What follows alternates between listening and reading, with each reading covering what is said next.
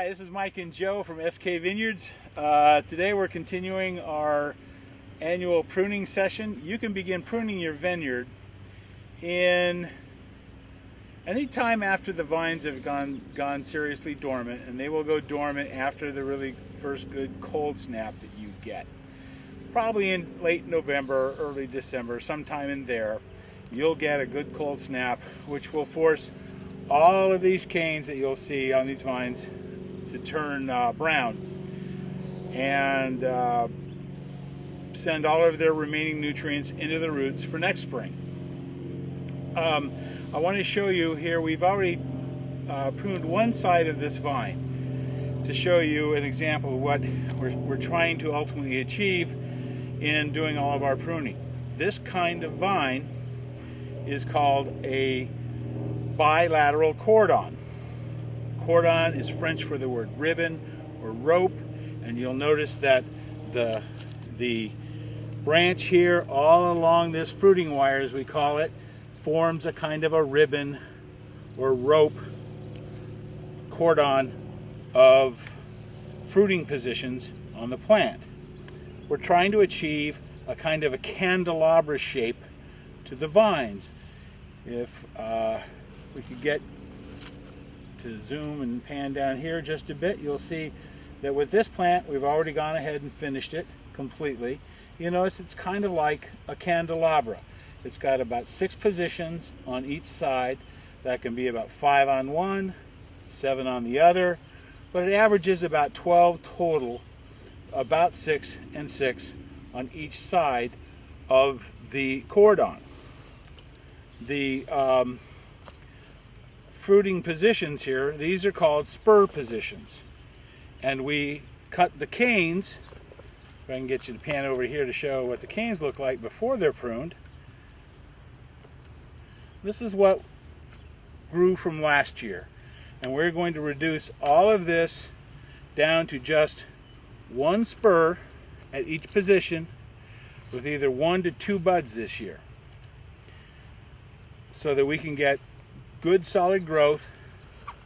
We can get good solid growth like this out of this kind of pruning situation. Each one of these spur positions now have 1 to 2 buds that will push out, and that's the term, push, in spring, and begin to form new canes. These canes on this vine will each produce 2 bunches of grapes. You'll notice that on a cane, the buds on a new cane alternate. This side, that side, this side, that side, this side, that side. On the 2 lowest lowest buds on this cane, you'll get a bunch on this side and a leaf on that side, and on this one you'll get a bunch on that side and a leaf on this side. Now, certain varieties, there's a little variation, so it shouldn't surprise you if you have, say, Syrah, which will have a tendency to do that a little higher up on your canes. It's just a variation in the different varieties of grapes, and you'll learn to notice this after a while. This is Sangiovese that we're working on today. Sangiovese is what is known as a lower vigor variety of grape. The term vigor is very, very important in all of grape growing and viticulture. It's a key term. You need to understand. So what we're going to start showing you how to prune one of the laterals of this Sangiovese plant. I'm going to start down here at this end, and Joe is going to help me as we work on to get some of those on that side. So this plant, as you can see, is a very old plant, relatively speaking. It's very strong, it's very vigorous. It's one of our older plants in the Sangiovese stand. It has been here approximately 8-9 years, if I remember correctly. It has 1, 2, 3, 4, 5, 6, 7 positions here, and on the other side, which we've already finished, we have 1, 2, 3, 4, 5, 6, 7 as well. This plant could probably support 7 and 7 on each side, but actually what I'm going to do this year is I'm going to sort of clean this up a bit. I'm going to maybe take 1 or 2 positions off, just again so I can make sure I achieve a very good balance of all the production of all of the fruit. That's 2 bunches per cane, and a cane comes out of 1 bud.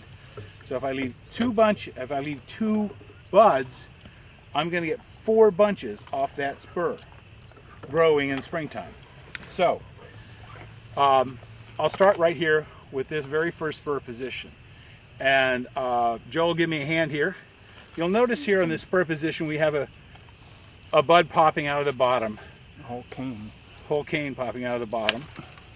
The buds out of the bottom can be a real problem, so we like to remove those because we don't want canes pointing and shooting down. We want them to shoot up to come through this, as we call it, a vertical curtain here. It'll form a nice curtain of leaves going down the entire set of cordons up and down this row.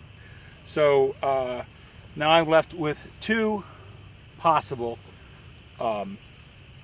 canes to choose from to choose my buds. Now typically on a plant what you'll do is you'll choose position over strength. You'll notice this cane is a little weaker than this cane. This is a good strong cane. However, in this case, this cane, the stronger cane, is kind of pointing a little too far out. So I'm going to have Joe remove this bottom by slicing right through there. The whole thing. Okay, leaving me with 1 or 2 good buds here at the bottom. And so I'll go ahead and lop that top off there. So now I've got 2 buds. Let's talk about buds for a second on a given cane. Okay, I want to show you a very important concept with respect to buds on a single cane. You'll notice here I moved on from this spur position to this spur position so I can show you a better example of how buds actually form and will break out or push on a given cane. Now this spur position already had a couple other canes. We went ahead and pruned those off so we could show you a good example of what our final cane looks like and the buds that we know will push on it. You'll notice here, this is a bud. Looks like a big sort of pimple, for lack of a better term, on the vine. As I mentioned earlier, they alternate. There's a bud here, there's a bud here, there's a bud here, there's a bud here. What you won't see is there's a bud on the back here, and there is a bud. If you look very closely, there is a bud right there in the crotch, okay, of this cane where it emerged from last year.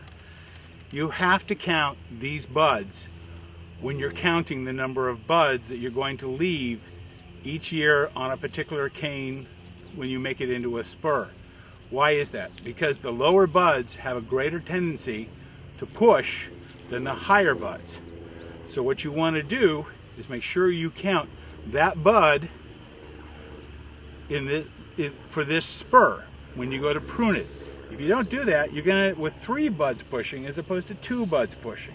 That's very important when you go to try and balance all of the growth on a given plant. And this is the easiest, simplest time to take care of that balancing function that you're trying to perform on the plant. You can come through the vineyard in springtime and snap everything off, but that's just extra work, and the easiest time to take care of that. Okay, we just explained how to make sure that you count the right number of buds in this cane when you go to make it a spur this year.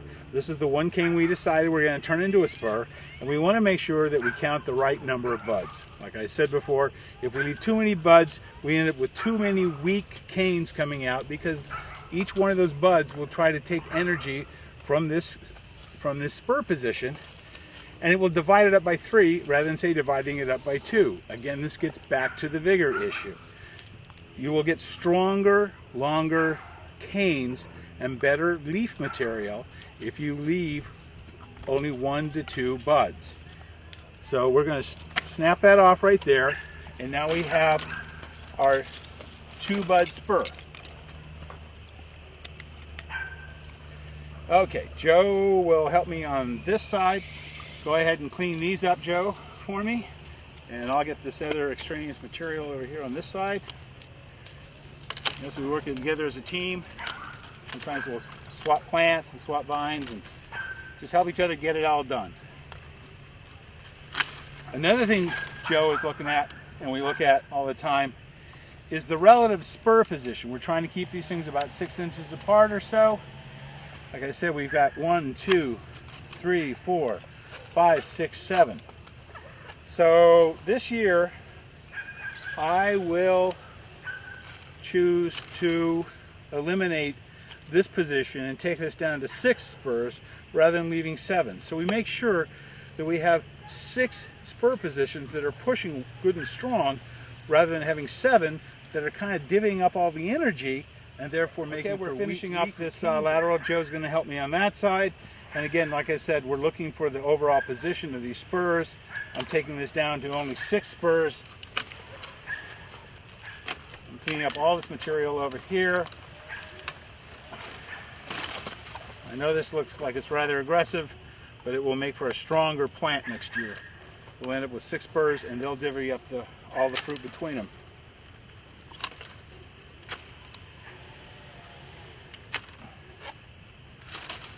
I want to make one note here in particular on the end positions of a plant.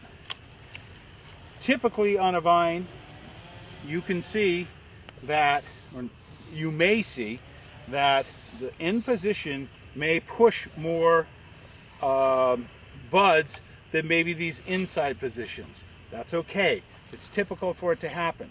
But what you want to do is, again, take that into consideration when you do your count of the buds and how many you leave for next year. It's okay to leave an extra bud, say, on the far end position because it naturally gets more energy than the rest of the plant. It may sound a little weird, why the end of the plant, but the end of the plant will actually get more energy and more nutrients, and so the more buds can push there. So I'll actually leave 3 buds on this spur position. So this is how you do a bilateral cordon. Same goes for the inside position. Yes. The only thing with this inside one here is we left this thinner one. So I only left two buds on this inside position as opposed to the outside position. So Joe's absolutely right. You'll quite often find that these inside spurs may push harder and heavier with more buds. And sometimes you got to come through in springtime and snap those off because you only want to have, say, 3 canes coming out of here. You may even get as many as 5 canes coming out of here. But in this case, because this is a thinner, maybe not quite so strong as, say, this was, we took this down to 2 buds to make sure that the energy is well concentrated in those 2 buds.